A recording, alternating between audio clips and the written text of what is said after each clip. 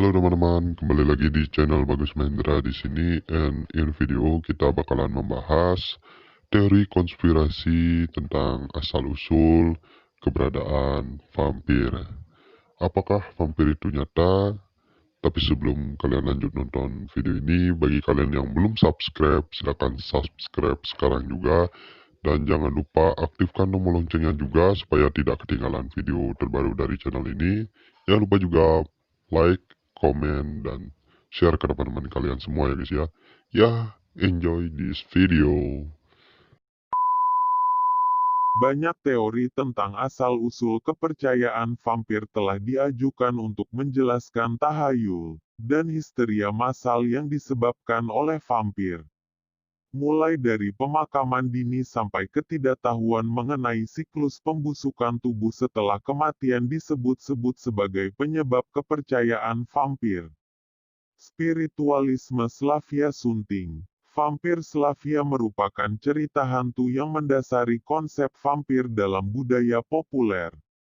Kepercayaan vampir dalam budaya Slavia berakar dari kepercayaan spiritual yang dipraktikkan secara luas sebelum masuknya agama Kristen, juga dipengaruhi oleh pemahaman mereka tentang kehidupan setelah mati.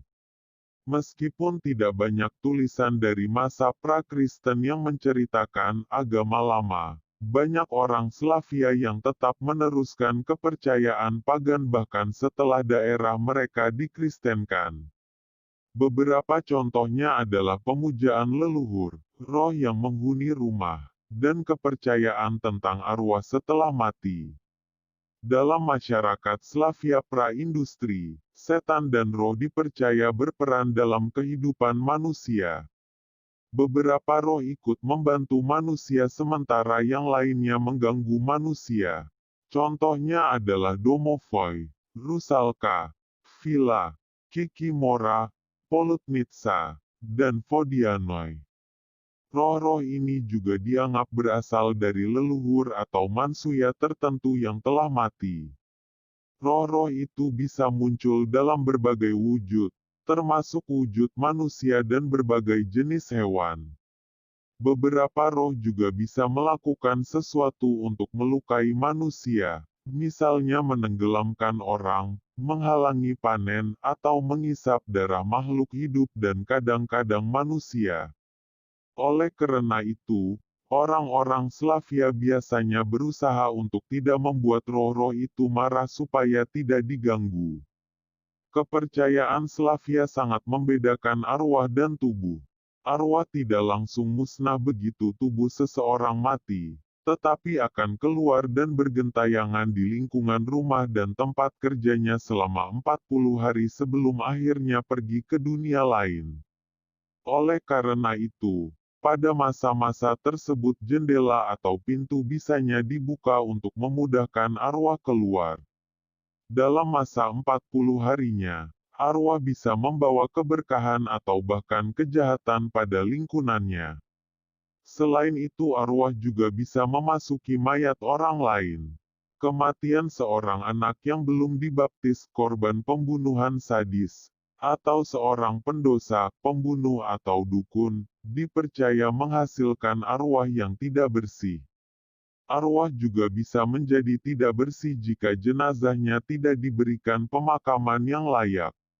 Selain itu, jenazah yang tidak dikuburkan dengan layak juga bisa dimasuki oleh arwah lain yang tidak bersih.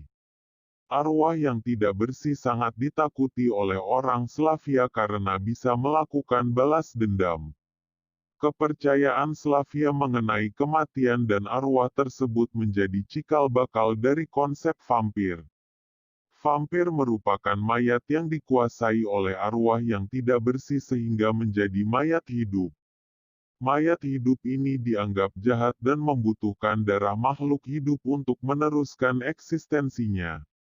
Walaupun konsep vampir ini ada sedikit penyimpangan di negara-negara Slavia dan beberapa negara tetangga mereka, sangat mungkin bahwa kepercayaan vampir berasal dari spiritualisme Slavia sejak masa pra-Kristen.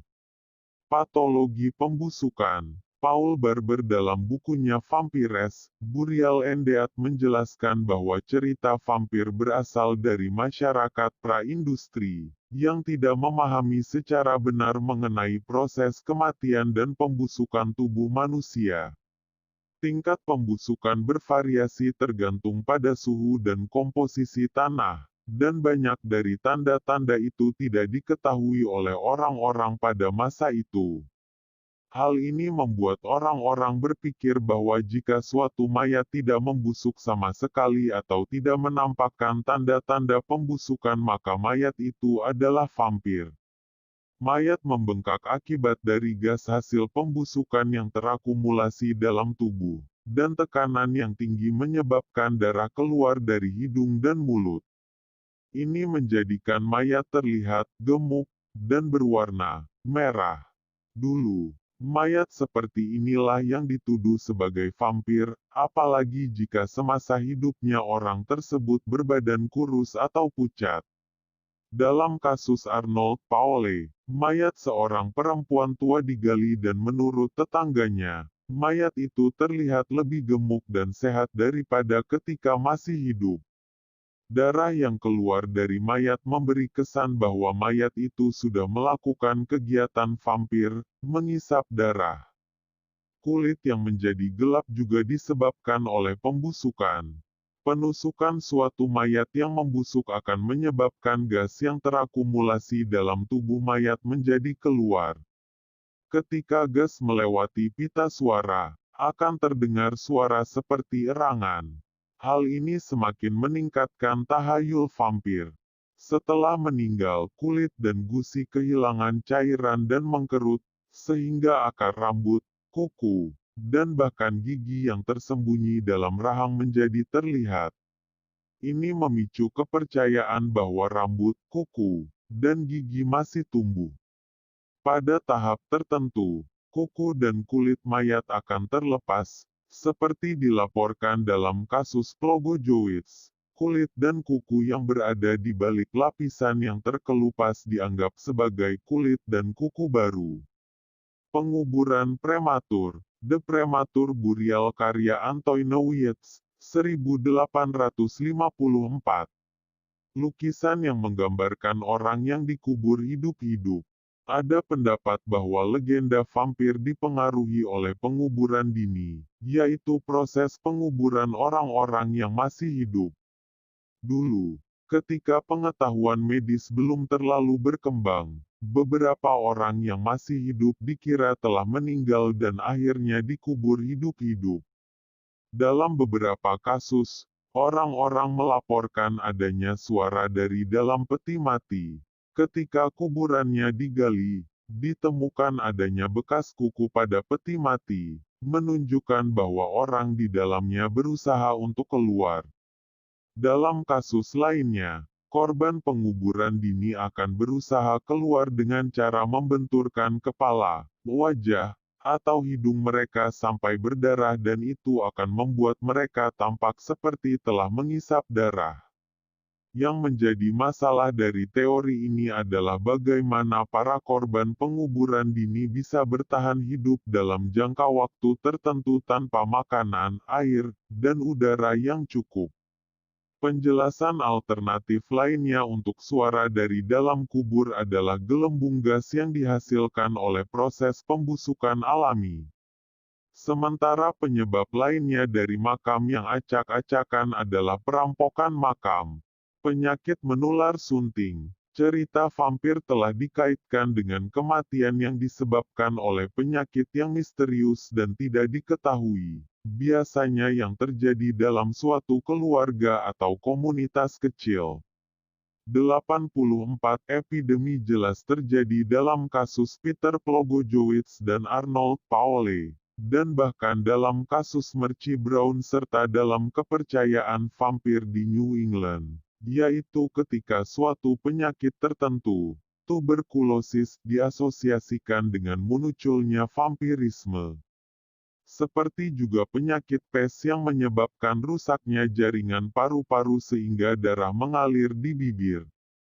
Porfiria Sunting, pada tahun 1985, Seorang biokimiawan David Dolphin mengajukan sebuah pendapat mengenai kaitan antara penyakit porfiria dengan cerita vampir. Kondisi porfiria dikendalikan oleh heme, sehingga David berpendapat bahwa konsumsi darah dalam jumlah besar bisa mengakibatkan heme entah bagaimana melewati dinding perut dan bergerak menuju aliran darah. Jadi menurutnya vampir hanyalah penderita porfiria yang berusaha mencari heme pengganti untuk meringankan gejalanya. Teori ini telah ditolak secara medis karena pendapat bahwa penderita porfiria membutuhkan heme dalam darah, atau bahwa konsumsi darah dapat mengurangi gejala porfiria, didasarkan pada kesalahpahaman tentang penyakit itu.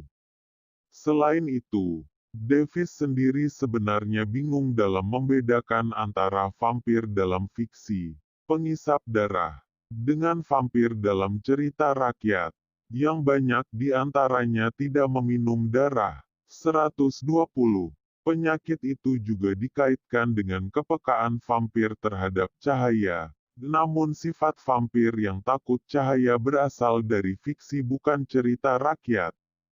David tidak mengedarkan temuannya lebih lanjut. Meskipun ditolak oleh para ahli, teori itu mendapat perhatian dari media dan menjadi cerita yang populer. Rabies sunting. Rabies juga dikaitkan dengan cerita vampir. Dr. Juan Gomez Alonso, seorang neurolog di Rumah Sakit Seral di Vigo, Spanyol, mengungkapkan kemungkinan tersebut dalam sebuah laporan di jurnal neurologi. Kelemahan terhadap bawang putih dan cahaya bisa disebabkan oleh Oke teman-teman, jadi tadi itu adalah pembahasan teori konspirasi tentang asal-usul keberadaan vampir. Apakah kalian percaya dengan keberadaan vampir? Apakah mereka benar-benar nyata? Please komen di bawah. Ya, mungkin sekian dulu untuk video kali ini. Jangan lupa untuk subscribe channel ini, like, komen, dan share juga ke teman-teman kalian ya guys ya. Oke, see you next time. Dah.